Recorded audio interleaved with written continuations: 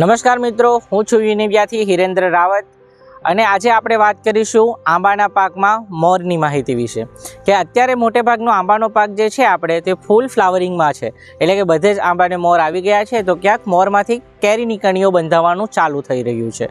તો આ કન્ડિશનમાં કેવું હોય કે જ્યારે બે રોગોનો સામનો કરતા હોય છે ખેડૂત મિત્રો, એક તો છે પાવડરી મિલ્ડ્યુ કે જેને ભૂખીછારો તરીકે ઓળખીએ છીએ અને એક છે એન્થ્રેક્નોસ કે જેને કાલવર્ણ તરીકે ઓળખીએ છીએ।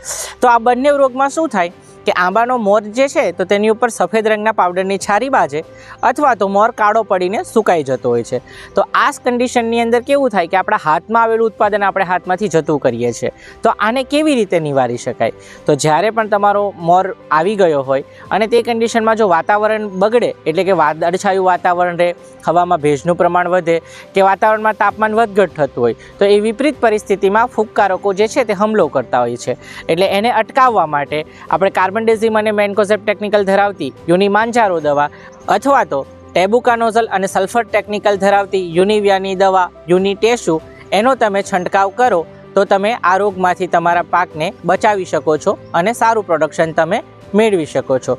તો આવી જ રીતે જો તમે રોગોને ઓળખી એનું પ્રોપર નિયંત્રણ કરો, એટલે કે યોગ્ય દવા છંટકાવ કરો તો એનું સારામાં સારું નિયંત્રણ મળે છે અને તમારું પ્રોડક્શન તમને જળવાઈ રહે છે।